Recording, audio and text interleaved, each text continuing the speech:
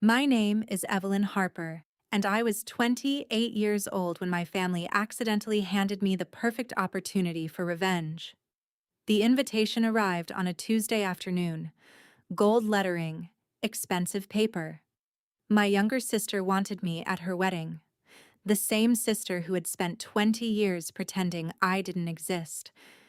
If you've ever wondered how far a family will go to protect a lie, or how satisfying it feels when that lie finally collapses under its own weight, you'll understand exactly why I did what I did. Now let me tell you how one wedding invitation destroyed an entire family. People love saying that blood is thicker than water. Whoever came up with that saying probably never spent their childhood eating dinner in complete silence while their own parents acted like they wished someone else had been born instead. I don't remember many happy birthdays. I remember canceled promises, forgotten school plays, empty seats at graduation ceremonies. I remember sitting on the front porch every Friday evening because Dad had promised he'd take me for ice cream after work. Every Friday, I'd wait. Every Friday, I'd watch the sun disappear. Every Friday, Mom would finally open the front door and sigh like my disappointment was somehow inconveniencing her. Your father had something more important come up. Something more important. That phrase followed me through my entire childhood. When I was 8, something more important was my cousin's baseball game. When I was 10, it was my father's golf tournament. When I was 12, it was my sister's piano recital. Everything was more important, especially my younger sister, Claire, Claire Harper. She arrived 3 years after me with bright blue eyes, perfect curls, and the magical ability to make our parents smile in ways I had never seen before. I wasn't jealous at first. I was confused. Children don't immediately assume they're unloved. They assume they're doing something wrong. So I tried everything. I cleaned my room without being asked. I got perfect grades. I learned to cook because Mom always complained she was tired. I made handmade birthday cards, Mother's Day gifts, Christmas ornaments, tiny, desperate offerings from a little girl who believed love was something you earned. Every time I thought I'd finally figured out the formula, it changed.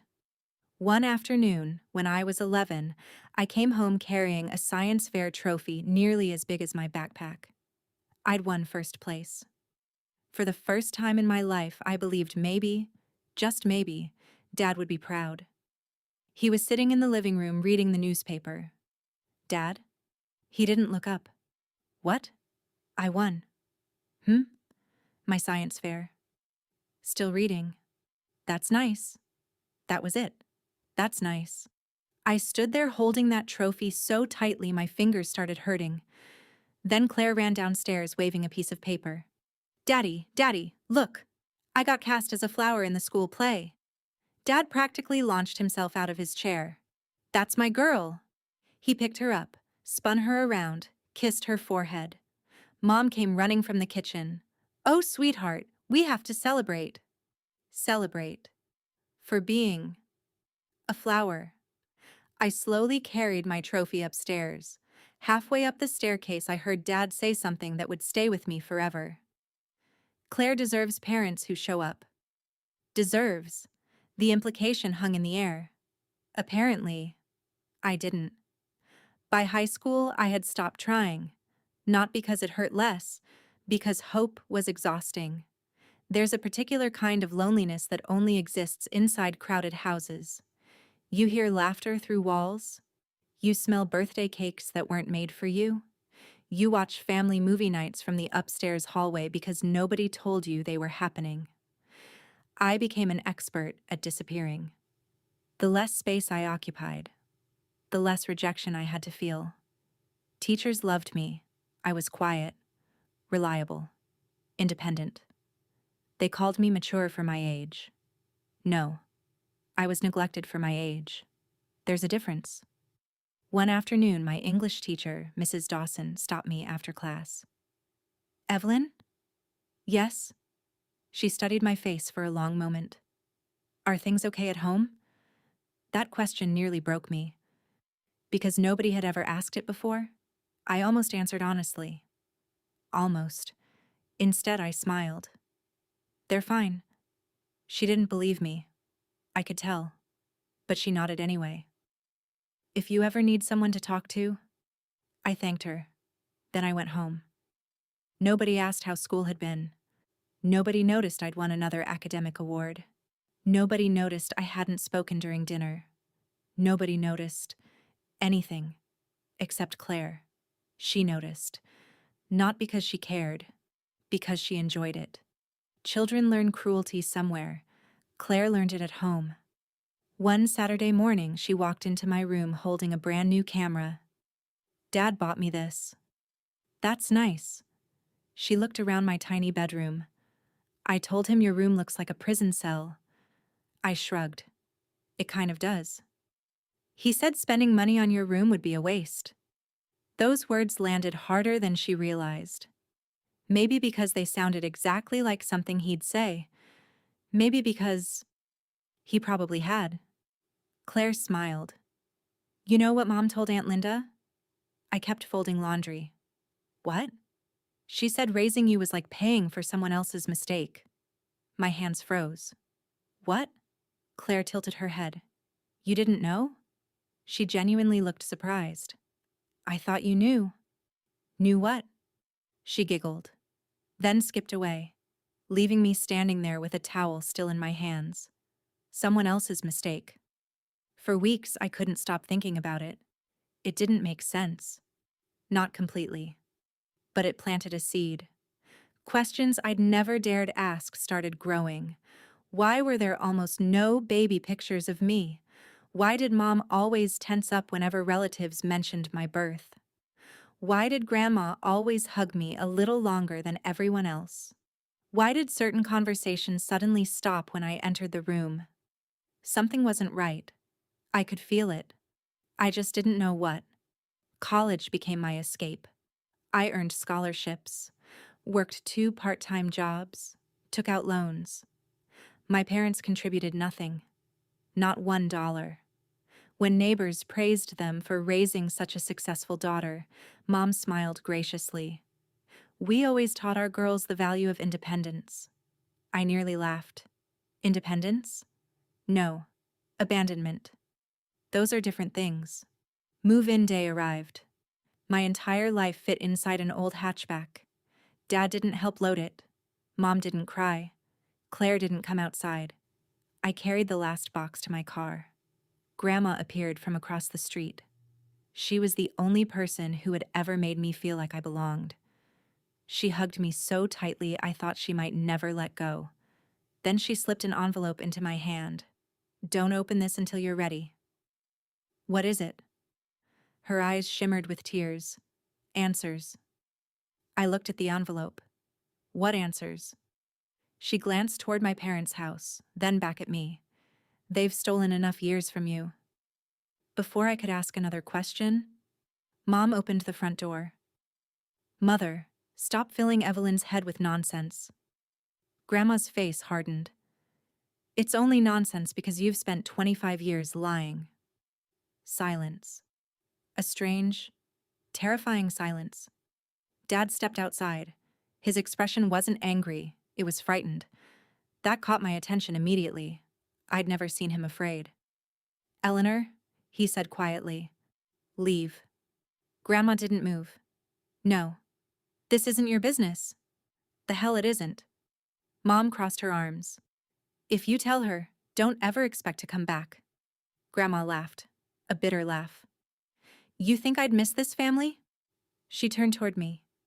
Evelyn. I looked from her to my parents. Back to her again. Every instinct in my body screamed that whatever was inside that envelope would change everything.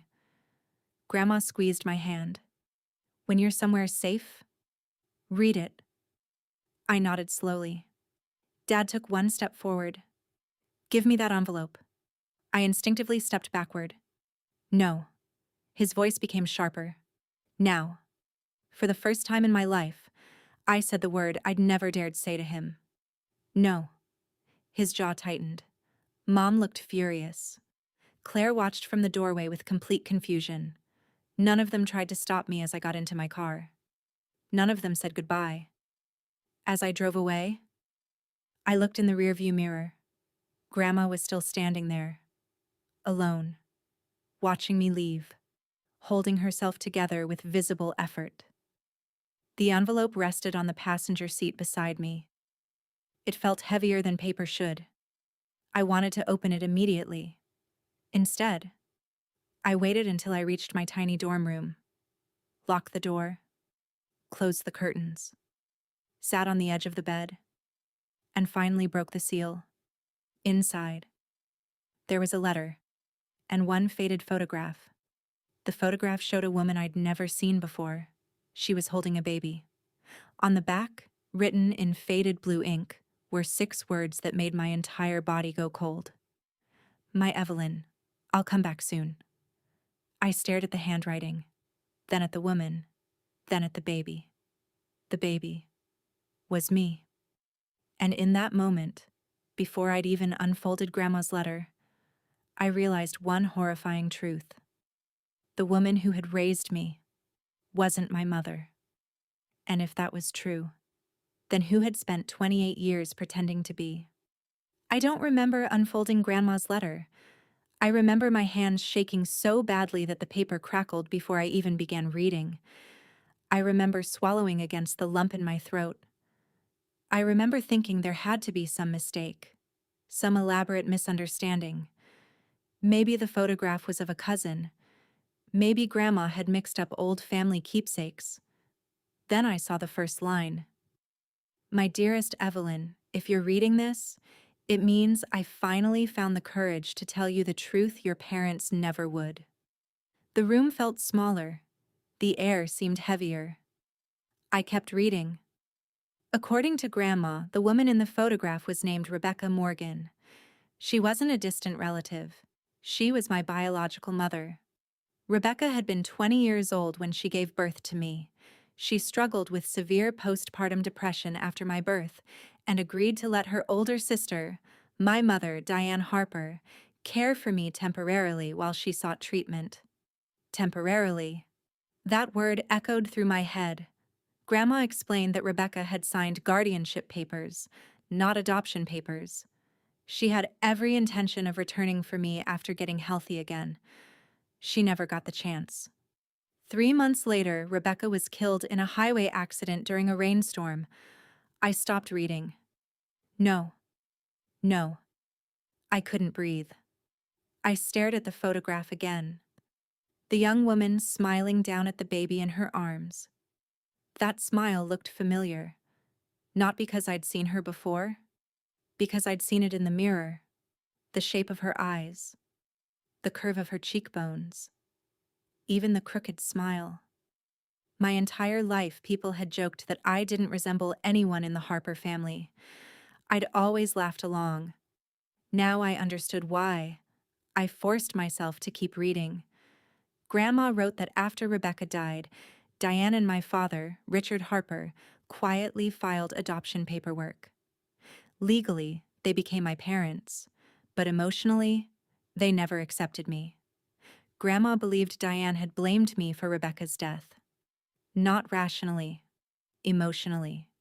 Seeing me every day reminded her of the sister she'd lost. Then, 3 years later, Claire was born. Their own daughter, their fresh start, their perfect child. And somehow, I became the living reminder of everything they wished they could erase. I finished the letter just as the first tear landed on the paper. Then another, and another. By the end, the pages were soaked. Not because my biological mother had died. That grief was strange, distant, impossible to describe. I was mourning someone I had never known. No. What shattered me was realizing something else. It hadn't been my fault. Not once. Not when Dad ignored my science fair. Not when Mom forgot my birthdays. Not when they never came to my graduations. Not when they looked through me at dinner. I hadn't failed some invisible test. There had never been a test. The outcome had been decided before I was old enough to speak. That night, I didn't sleep. I sat beside the dorm room window until sunrise, reading Grandma's letter over and over. Every memory from my childhood rearranged itself. Every cold glance suddenly made sense.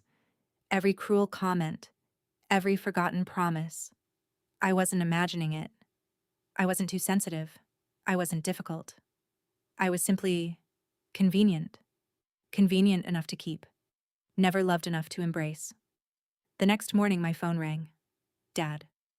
For a full minute, I watched it vibrate across the desk. Finally, I answered. What? His voice was unusually calm. I want you to bring that letter back. No. It contains private family matters. My family matters. A pause. No. He corrected quietly. Adult matters. I laughed. Actually laughed.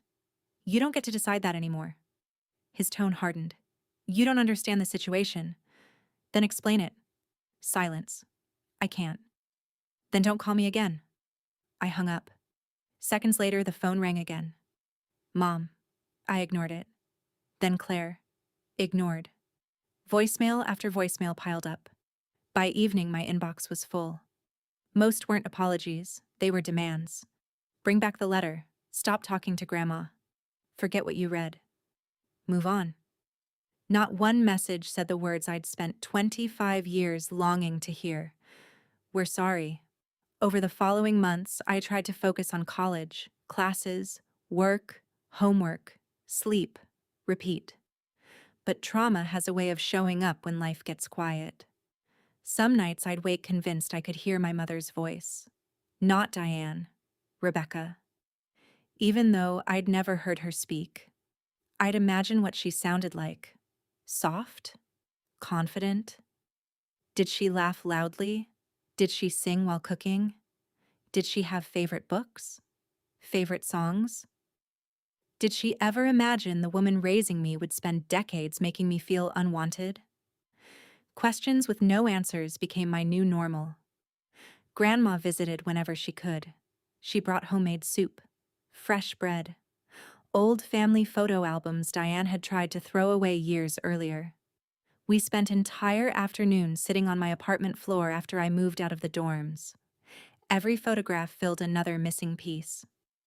There, Grandma said one afternoon, pointing at a faded picture. That's Rebecca at 16. I smiled despite myself. She really does look like me. Grandma squeezed my hand. No. She smiled sadly. You look like her. There was a difference. One implied imitation, the other implied inheritance. For the first time, I felt like I belonged to someone, even if she was gone. The years passed. I graduated, found work as a financial analyst. The hours were brutal. The pressure was constant. But numbers made sense. People didn't. Numbers didn't wake up one day and decide they loved one daughter more than another. Numbers followed rules. Life rarely did. By 28, I'd built something I was genuinely proud of. A small condo, reliable friends, a career, peace, real peace. Not the fragile kind I'd spent my childhood pretending to have. I hadn't spoken to my parents in nearly 4 years. Occasionally, Claire would send a birthday text. Usually 2 or 3 words. Happy birthday. Nothing more. I replied once. She never answered. Eventually, I stopped trying. It was easier that way. Or at least, I convinced myself it was. Then, on an ordinary Tuesday afternoon, my receptionist buzzed my office. Evelyn? Yes? Someone delivered an invitation. Who? No idea. I walked downstairs expecting legal documents. Instead, there it was. Cream-colored envelope. Gold embossing. Calligraphy. My name. Ms. Evelyn Harper. For a long moment, I simply stared. I hadn't been a Harper emotionally for years. Yet there it was. Written in elegant ink, as though nothing had happened. Inside was an invitation. Claire Harper and Daniel Brooks request the pleasure of your company. I laughed. Not because it was funny, because it was absurd. 28 years of neglect. 4 years of silence. And suddenly, I was family again? Then a smaller envelope slipped onto my desk. Inside was a handwritten note. We hope you'll come. It would mean a lot to the family if everyone were together. Let's put the past behind us. Love. Mom love. That word almost offended me. She'd signed it so naturally, as though she'd always earned the right to use it. I folded the note carefully, then threw it into the trash. The invitation stayed on my desk. I couldn't explain why. Maybe curiosity, maybe anger, maybe something else. That evening, Grandma called. I suppose you received it? You knew? I did. What do they want? She sighed. Appearances. What do you mean? The Brooks family is influential. So? They don't know. I frowned. Know what? About you. I felt my stomach tighten. Grandma hesitated. They've told Daniel's family you moved overseas after college. I blinked. What? They've practically erased you. I sat down slowly. They told people I left the country? Yes. They've been lying about me? For years. The silence between us stretched. Finally, I whispered. Why? Grandma's answer came so quietly I almost missed it. Because pretending you never existed was easier than explaining why they treated you the way they did. I closed my eyes. That sentence hurt more than I expected. They hadn't simply ignored me. They'd rewritten history. Over the next week, I couldn't stop thinking about the wedding. Every morning, I'd decide I wasn't going. Every evening, I'd picture Diane smiling for photographs. Richard shaking hands. Claire laughing. Everyone believing they were a perfect family. Perfect parents. Perfect memories. Built on lies. I imagined hundreds of guests applauding people who had spent decades destroying a little girl's confidence. Did they deserve that happy ending? Did they deserve to celebrate while Rebecca's daughter sat quietly at home pretending none of it mattered? No, they didn't.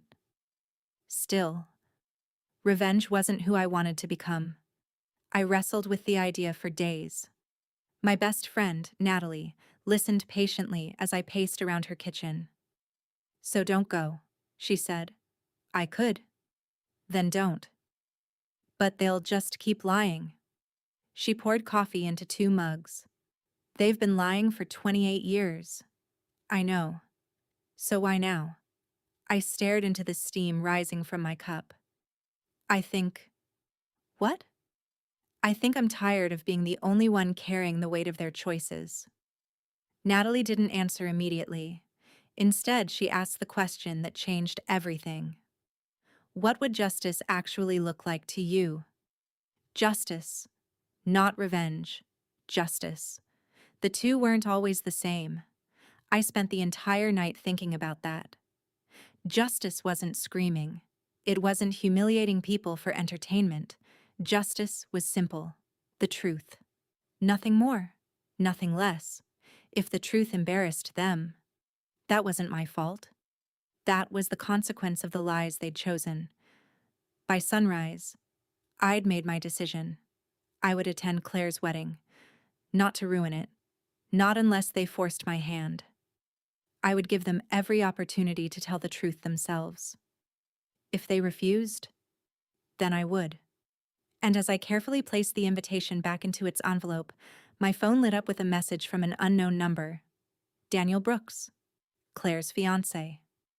The message contained only one sentence. There's something about your family that doesn't make sense. Can we meet before the wedding? I stared at the screen, then read it again. My pulse quickened, because for the first time, someone else had noticed the cracks. And I had a feeling that meeting was about to change everything.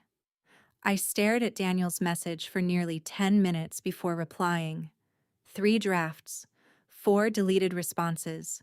A dozen different possibilities raced through my head. Was this a trap? Had Claire put him up to it? Were my parents trying to find out how much I knew? Finally, I typed the simplest response I could think of. When? The reply came almost immediately. Tomorrow, 6 o'clock. Maple Street Cafe. No smiley face. No explanation. Just a place and a time. That somehow made me trust him a little more. People who were planning tricks usually tried harder to sound friendly.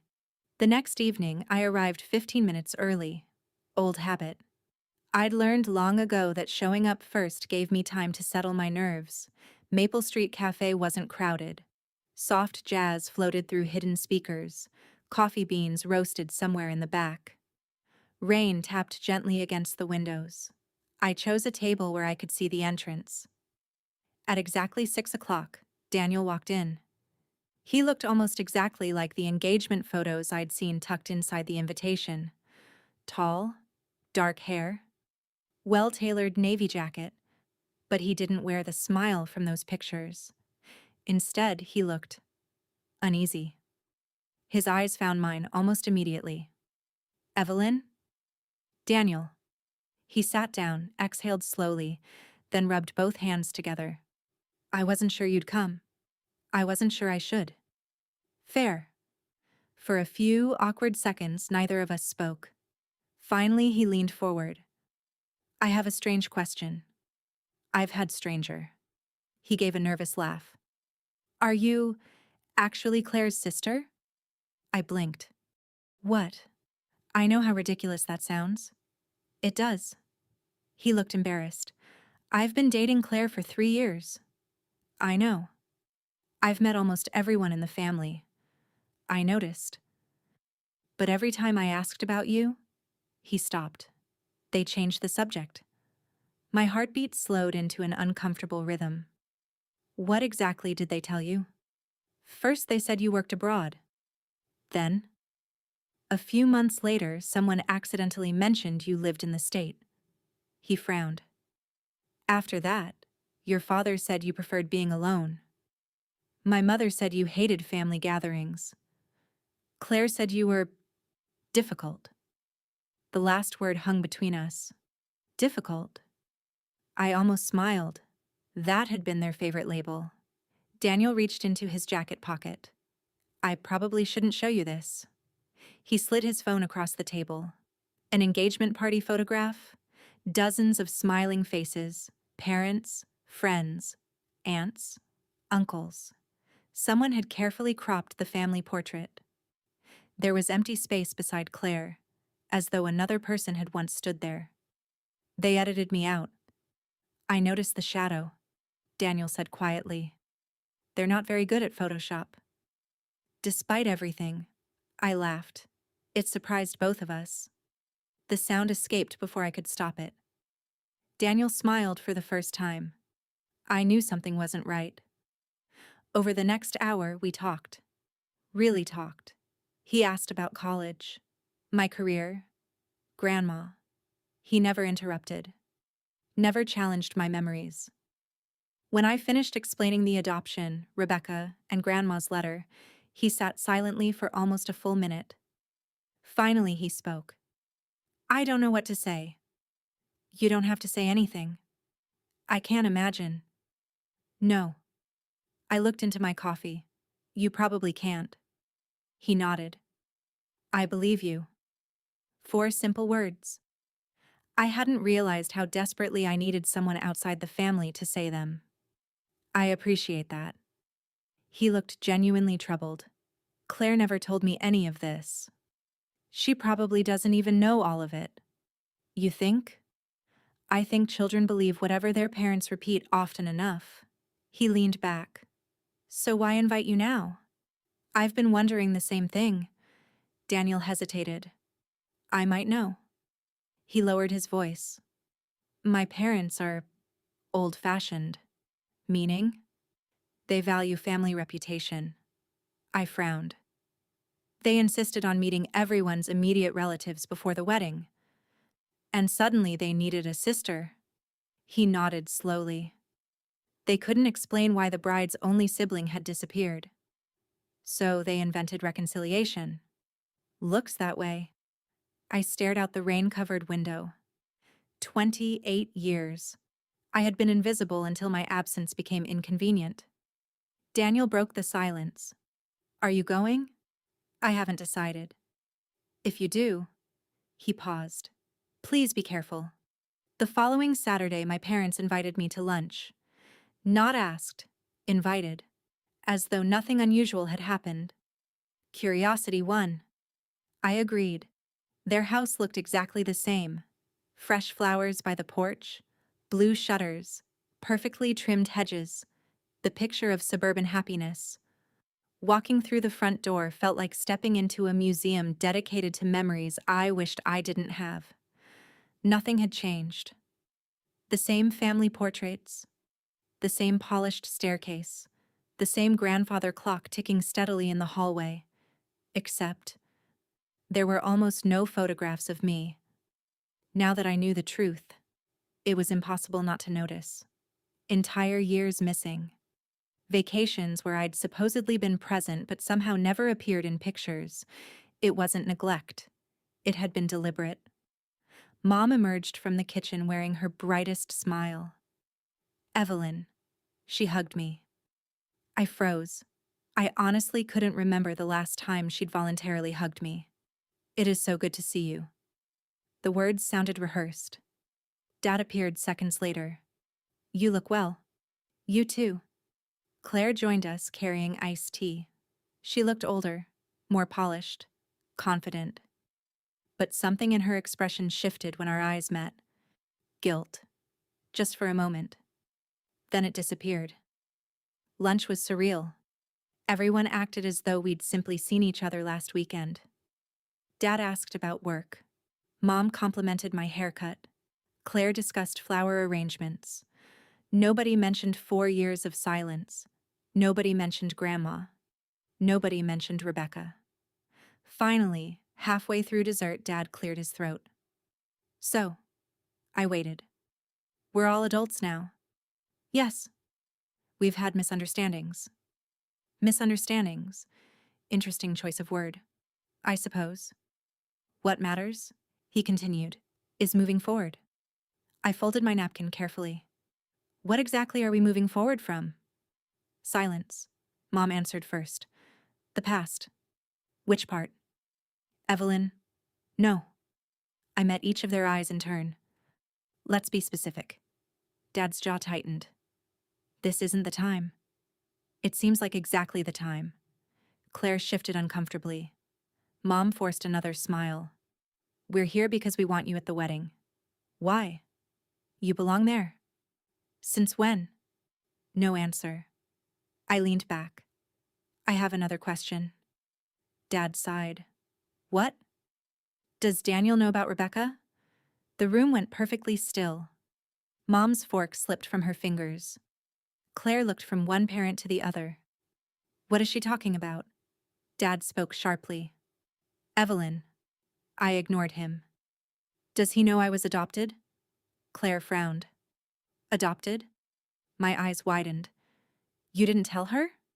She looked genuinely confused. What are you talking about? Mom stood so quickly her chair scraped across the hardwood floor. Enough. I looked at Claire. You really don't know. She stared at me, then at our parents, then back again. What doesn't she know? I asked quietly. Dad's face had gone pale.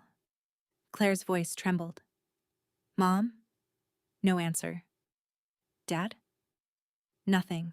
The silence itself became an answer. Claire slowly turned toward me. Why would you say adopted? I reached into my purse. The old photograph was inside a protective sleeve. I'd carried it ever since Grandma gave it to me, without a word. I slid it across the table. Claire picked it up. Who's this? My biological mother. Her eyes narrowed. What? Our aunt. She laughed nervously.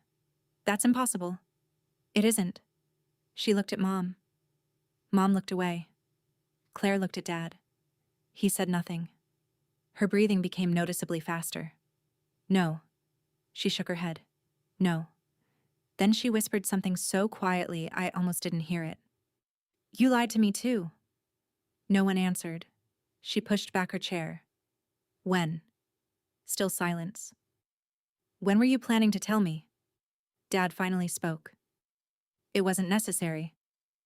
Claire stared at him as though seeing him for the first time. It wasn't. She couldn't even finish the sentence. She walked upstairs. A bedroom door slammed. The whole house vibrated. Mom rounded on me immediately. "How dare you?" I stood. "No." I picked up my purse. "How dare all of you?" Dad's voice turned icy. "If you destroy this wedding—" "I haven't destroyed anything." I looked directly at him. "The truth did." Then I walked out. Behind me, I heard shouting. Not at me. At each other.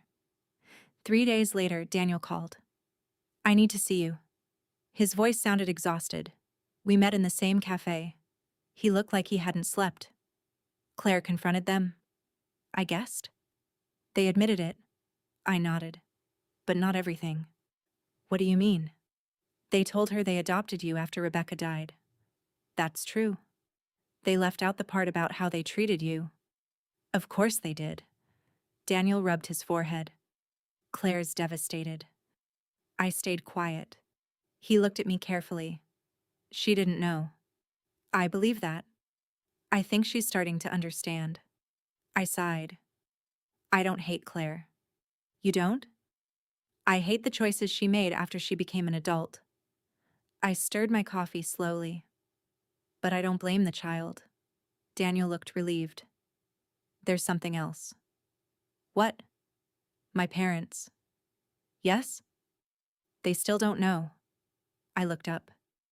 "They've been asking questions." "And?"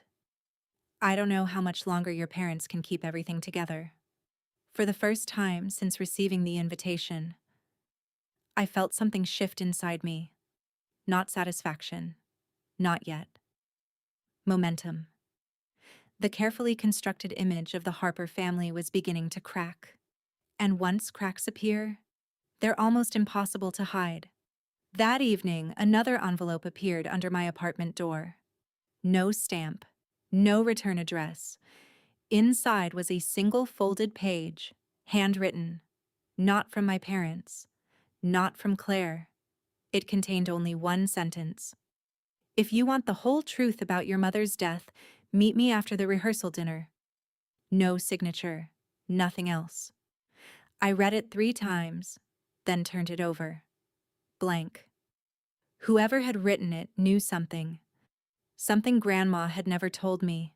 Something my parents had hidden for nearly 3 decades. And suddenly, the wedding wasn't just about exposing lies anymore. It was about discovering whether the biggest lie of all had been waiting for me this entire time. I didn't sleep the night before the rehearsal dinner. The anonymous note sat on my kitchen counter beside Rebecca's photograph. I'd read it so many times that I had practically memorized the handwriting.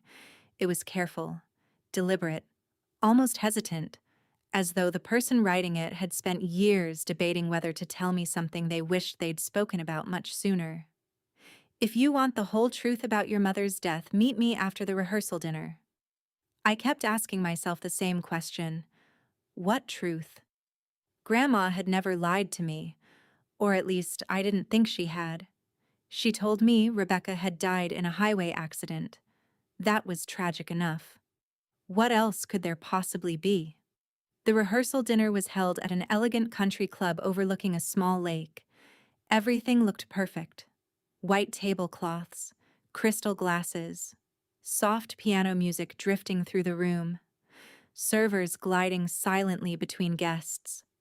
It was exactly the kind of evening my parents loved. Beautiful enough to distract people from looking too closely. As I stepped inside, dozens of conversations paused for a heartbeat. People recognized me immediately, not because they knew me, because they had heard about me. The sister, the one who lived overseas, the mysterious daughter. I caught several curious glances, some polite, some openly confused. Daniel spotted me first. He crossed the room with an expression that mixed relief and anxiety. "I'm glad you came." "So am I." He lowered his voice. "My parents have questions." I imagined they would. "They're good people." "I hope so. They deserve honesty." I looked toward my parents across the room. So did I. Daniel nodded. I know. For a moment, neither of us spoke. Then he quietly said, Whatever happens tomorrow, thank you for not making this uglier than it already is. I never wanted ugly. I believe you. Claire arrived a few minutes later. She looked exhausted. The makeup concealed the dark circles beneath her eyes, but not completely. She approached me cautiously. Can we talk? I nodded. We stepped outside onto a stone terrace overlooking the lake. The evening air was cool. Neither of us spoke immediately. Finally, she whispered, I'm sorry. I looked at her. She wasn't crying. She looked ashamed. I don't know if that means anything now, she continued. I've spent my entire life believing you just didn't like us. I know. I believed every story they told me. I know. She laughed bitterly. I feel stupid. No. You should. I should have asked questions. You were a child. I wasn't always a child. That stopped me. She looked toward the water. I started noticing things in college. What things? How differently my friends' families treated each other. She swallowed. I just never wanted to look too closely. Because looking too closely would mean admitting something was wrong. And if something was wrong, then she'd benefited from it. I don't expect forgiveness, she said. I honestly don't know if I deserve it. I thought about that for a long moment. Then I answered truthfully. I don't know either. She nodded. Fair. We stood there another minute before she reached into her purse.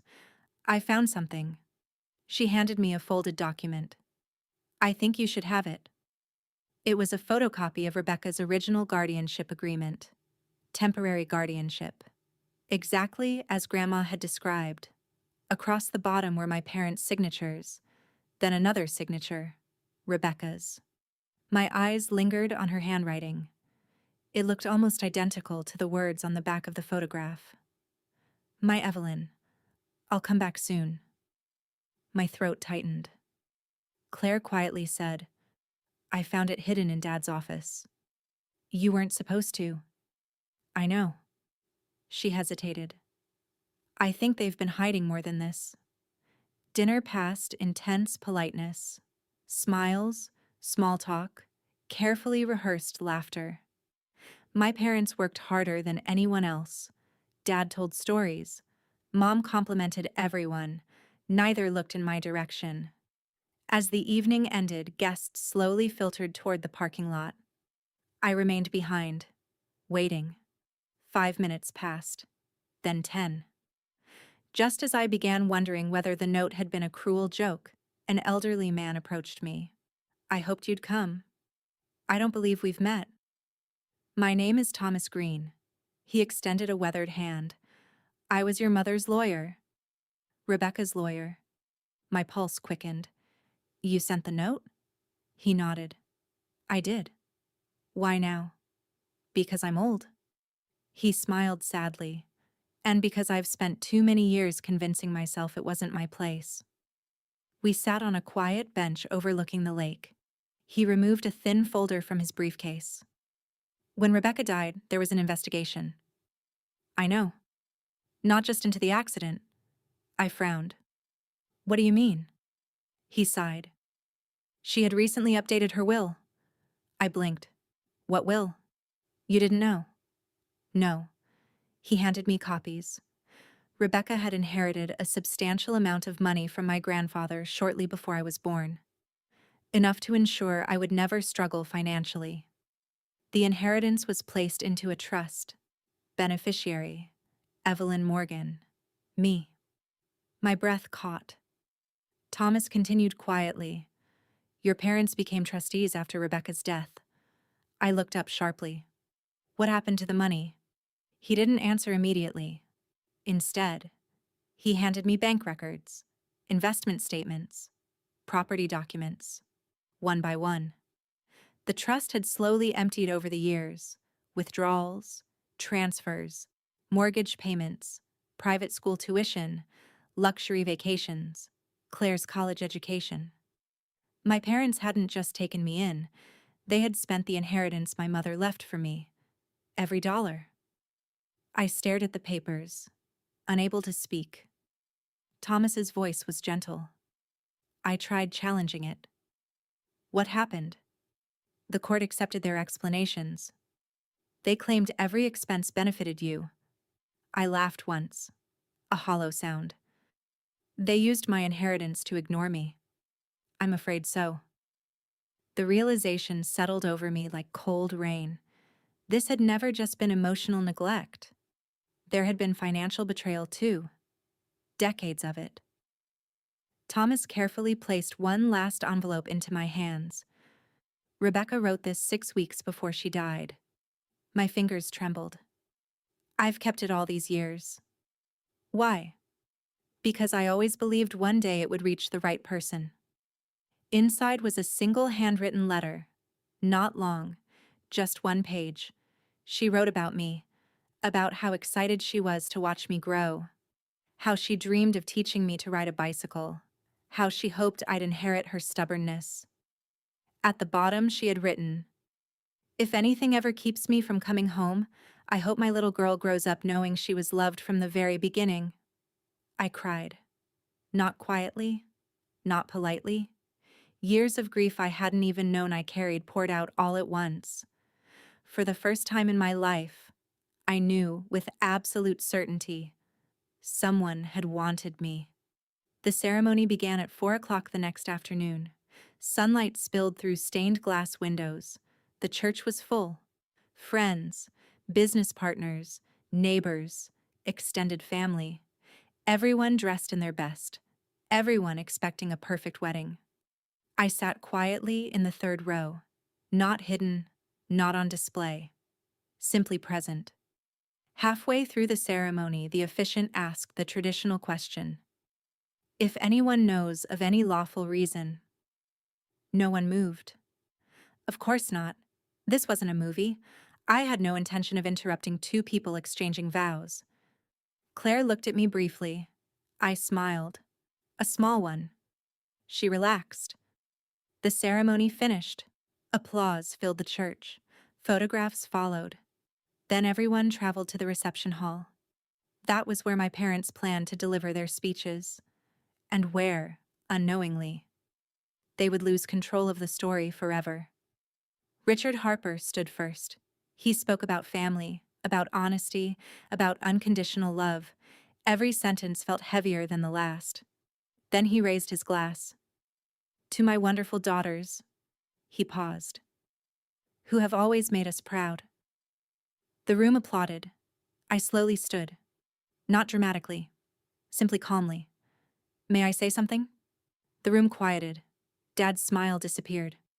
"Evelyn, I'll be brief." Claire met my eyes. Then, almost imperceptibly, she nodded. She wasn't giving me permission. She was telling me she wouldn't stop me. I walked to the microphone. "I don't want to ruin today." I looked around the room. "I actually want the opposite." Curious faces watched. Daniel's parents leaned forward. "I believe marriages should begin with honesty." Silence. "So, I'd like to correct one misunderstanding." I took a slow breath. I didn't spend years living overseas. Several guests exchanged confused glances. I lived 40 minutes away. Another pause. I wasn't absent from family gatherings because I hated my family. My voice remained steady. I stopped coming because I finally accepted I had never truly been welcomed. My parents looked frozen. I continued. "I was adopted after my biological mother. My parents' sister passed away." Gasps spread through the room. I only learned the truth as an adult. No shouting, no insults, only facts. I also recently learned that the trust my mother created for my future disappeared while under someone else's care. Now, the room became completely silent. I didn't accuse anyone. I didn't need to. The documents spoke for themselves. I won't discuss this further today. I looked directly at Claire. "I genuinely wish you happiness." Then Daniel. You deserve a marriage built on truth. Finally, I looked at my parents. I hope one day you understand that protecting a lie for decades doesn't erase it. It only makes the truth louder when it finally arrives. I stepped away from the microphone. No dramatic music, no applause, only silence. The kind of silence that appears when people realize they've witnessed something real. The wedding wasn't destroyed. People still ate. They still danced. Claire and Daniel still celebrated with the people who loved them. But everything had changed. Conversations shifted. Questions multiplied. My parents found themselves answering inquiries they had avoided for nearly 30 years. Some guests quietly left. Others offered me hugs. A few apologized for believing stories they'd been told about me. I thanked them. Then I went home. That was enough. 6 months later, Daniel and Claire visited my condo together. They brought homemade cookies. Claire laughed awkwardly. I still can't bake. They're terrible, Daniel admitted. They are, I agreed. We laughed. It felt new. Not because everything had been repaired. It hadn't. Some things never fully heal. But honesty had finally entered the room. That mattered. The legal case regarding Rebecca's trust took much longer. Some money was gone forever. Some records had disappeared. But enough evidence remained to force accountability. More importantly, the official record finally reflected the truth. Rebecca Morgan, my mother. No longer a forgotten name hidden inside old files. People often imagine revenge as watching someone suffer. I used to think that too. Now, I don't. The most satisfying moment of my life wasn't seeing my parents lose their reputation. It wasn't watching them struggle to explain decades of lies. It wasn't even winning back part of what had been taken from me. It was reading my mother's letter. One page. A few paragraphs. Enough to erase every lie I'd ever believed about myself. I spent 28 years thinking I had been impossible to love. She proved that wasn't true. And once I knew that, nothing anyone else believed about me could ever matter quite as much again. Sometimes justice isn't loud. Sometimes it doesn't arrive with shouting or slam doors. Sometimes justice is simply the truth. Finally, finding its voice. If this story made you think about the difference between revenge and justice, let me know what you would have done in Evelyn's place. And remember, people can hide the truth for years, sometimes even decades. But sooner or later, every carefully built lie has to face the one thing it can never outrun: the truth.